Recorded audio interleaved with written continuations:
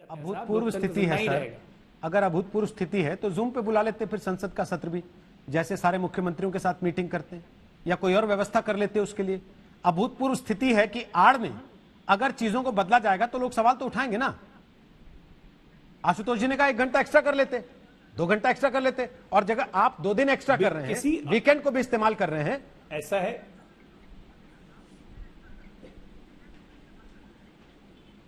आधा आधा सत्र इस्तेमाल किया जा रहा है। हाफ सेशन लोकसभा की हो रही है, हाफ सेशन राज्यसभा की हो रही है। मैं आपको इसलिए बताता हूं, हाल में अभी ये कह रहे थे भैया भेजे कि किसी भी विधानसभा में ऐसा नहीं हुआ, बिहार विधानसभा में हुआ। अभी हमने 4 अगस्त को सेशन बुलाया था, 1 दिन का सेशन था, प्रश्नकाल नहीं था, 0 आवर तक नहीं था, क्योंकि मामले की नजाकत ऐसी है। आपको ये काम भी करना है, क्योंकि लोकतंत्र की बुनियाद है, लोकतंत्र की मर्यादा है, ये काम आपको करना है। हर काम आप जूम पे नहीं कर सकते हैं, और अगर ये काम हो रहा है तो उसमें एक कंस्ट्रक्टिव विपक्ष की तरह सहयोग करने की जगह आपके नेता के सहयोग करने के बावजूद आप उसमें प्रवक्ता लोग आके उसमें मियां मिर्ची लगाने लगेंगे, तब तो भगवान मालिक ऐसी पार्टी का, जिस पार्टी में खुद विरोधाभास हो, उसे आपको क्या लगता है कि देश की जनता कुछ उम्मीद करेगी? नहीं, लेकिन ओवैसी ये कह रहे हैं प्रश्नकाल हटाने का फैसला केंद्र ने अकेले कैसे कर लिया। और अभय जी, गुलाम नबी आजाद के बयान से ये बात साफ पता लगती है कि उन्हें सब कुछ पता था, आधे विपक्ष को पता था, आधे को नहीं पता था। क्या ऐसा है, या फिर आप लोगों को पता था, आप लोग वहां हां करते रहे और यहां टीवी पे बैठ के नाना का खेल खेल रहे? बिल्कुल, देखिए अप्रामाणिक बात है कि वहां अप्रामाणिक बात है। मैं पहले अजय आलोक जी आपकी बात का जवाब दे देता हूँ। अप्रामाणिक क्या है सर? सत्र रेगुलर नहीं, अप्रामाणिक क्या है? रेगुलर से अप्रामाणिक क्या पता था?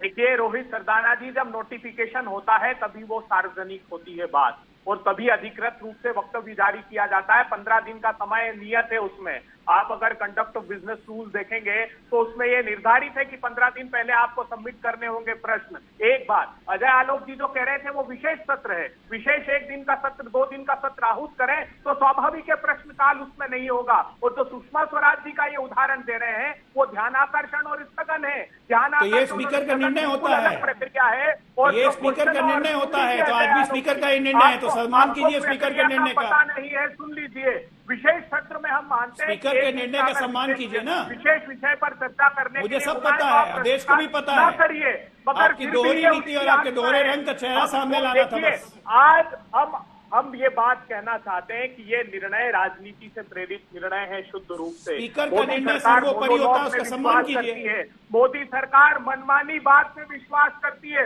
आज तक प्रधानमंत्री जी ने एक प्रेस कॉन्फ्रेंस नहीं की। रोहित सरदाना जी जैसे मूर्धन्य पत्रकार हैं, पूछिए इनसे कि किसी प्रेस कॉन्फ्रेंस में गए हो और एक प्रश्न उनसे किया हो। तो ये जो उनका व्यवहार है वो परिलक्षित करना चाहते हैं सदन में, और सदन की आत्मा को सदन में से निकाल देना चाहते हैं। राहुल गांधी जी प्रेस कॉन्फ्रेंस कर रहे हैं। परिस्थिति है।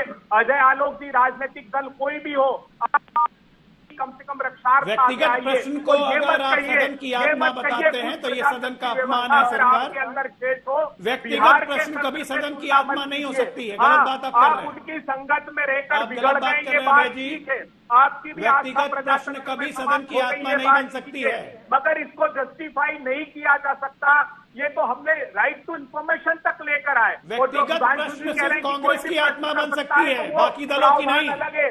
व्यक्तिगत प्रश्न सिर्फ कांग्रेस पार्टी जैसे पार्टियों की आत्मा हो सकती है, सदन की आत्मा नहीं बन सकती है। इसको नकार नहीं सकती। आप अगर अंबेडकर जी का कॉन्स्टिट्यूएंट असेंबली को पढ़ेंगे तो उन्होंने विश्व की सारी सदनों का उदाहरण देकर कहा था कि क्वेश्चन आवर्स का इंपॉर्टेंस क्या है, जानने के अधिकार का महत्व क्या है। अंबेडकर जी की आत्मा को तो आपने जीते जी मार दिया। अभी सुधांशु जी ने बताया ना आपको।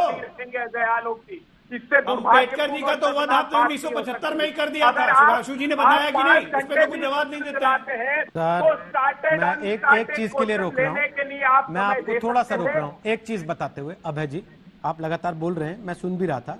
तार्किक बात नहीं आज की जहां अखबार में कोट्स छपे हैं आपके नेताओं के, अधीर रंजन चौधरी लोकसभा में जो आपके नेता हैं, उन्होंने चिट्ठी लिखी ओम बिरला साहब को, स्पीकर को, कि क्वेश्चन आवर और 0 आवर के साथ छेड़छाड़ ना की जाए। ठीक, लेकिन जबकि उनके सहयोगी और राज्यसभा के नेता गुलाम नबी आजाद ने कहा कि सत्र असाधारण परिस्थितियों में बुलाया जा रहा है और सामान्य दिनों जैसा बिजनेस हो पाना आधे दिन में यह असंभव है। और मैं जानता हूं कि कितना प्रेशर इस समय चेयरमैन और स्पीकर पर है। उनको सभी सदस्यों की सुरक्षा का भी, सेहत का भी ध्यान रखना है। 2 महीने से चेयरमैन और स्पीकर इस पर काम कर रहे हैं और मुझसे बात भी कर रहे हैं। क्यों नहीं बोले वहां पर आप लोग? या गुलाम नबी आजाद सहमत है, अधीर रंजन सहमत नहीं है? यहां पर भी आप लोग दो मुंह वाली बात कर रहे हैं, एक तरफ कुछ और बोलेंगे, दूसरी तरफ कुछ और। बिल्कुल कतई नहीं। देखिए, गुलाम नबी आजाद साहब ने क्या कहा, अधीर रंजन चौधरी साहब ने क्या कहा, लेकिन प्रजातंत्र सर मैंने पढ़ के सुनाया, अब इसको तो अप्रामाणिक मत कहिए, सब अखबारों में छपा है आज के। मैंने क्या कहा आपसे कि जब नोटिफिकेशन होता है, अगर उसमें ये ज्ञात होता है कि उतना भी समय नहीं है, तो ये स्पष्ट हो गया कि सरकार का इरादा नहीं था, सरकार जानकारियां छुपाना चाहती थी, सरकार नहीं चाहती थी कि देश उनसे सवाल करे कि वो कैसे पीएम केयर्स फंड में घोटाला हो रहा है, कैसे सीमा की संप्रभुता सुरक्षा को दांव पर लगा दिया गया है, और प्रधानमंत्री भी चाइना के पक्ष में उनके प्रवक्ता बनकर खड़े हो गए हैं। ये सच्चाई सामने नहीं आ जाए आज सर, क्या गुलाम नबी आजाद इस बारे में सवाल नहीं पूछना चाहते थे जो उन्होंने सरकार से हामी भर दी?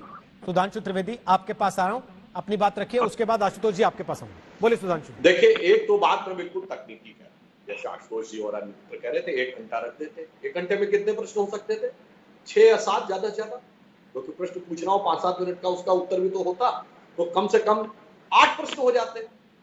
542 सांसदों में 8 प्रश्न होने पे लोकतंत्र का गला घोटा जा रहा है, जबकि आप जो चाहें वो पूरी तरीके से प्राप्त कर सकते हैं। लिखित में, मैं फिर कह रहा हूं, जो प्रश्न आप लिखित में देंगे, सांसद द्वारा पूछे गए प्रश्न पर संबंधित मंत्रालय बाध्य है उसको उत्तर देने पर। आपने स्वयं कहा कि साहब 30 प्रश्न मैक्सिमम चुने जाते थे, तो 542 में 30 चुने जाते थे, 510 को तो तब भी मौका नहीं मिलता था। और आप व्यक्तिगत प्रश्न के ऊपर जब इतना विषय बना रहे हैं, तो मैं एक और बात कहना चाहता हूं, प्रश्न पूछने की जहां तक बात है, अधीर रंजन चौधरी प्रश्न तो पूछे थे चाइना में, टपट के बैठा दिया था ना। लोकतंत्र की बात ये लोग कर रहे हैं, जहां किसी पार्टी के अंदर कुछ प्रश्न पूछ लिए तो बड़े बड़े मूर्धन्य नेताओं को जो इतने वरिष्ठ रहे हैं, उनके ऊपर क्या क्या प्रश्न लगा दिए गए। नमस्कार, मैं हूं अंजना ओम कश्यप। हमें उम्मीद है ये वीडियो आपको पसंद आया होगा। लेटेस्ट खबरों के लिए यूं ही देखते रहिए आज तक, और इस वीडियो के पसंद आने पर लाइक, शेयर एंड सब्सक्राइब करना ना भूलें।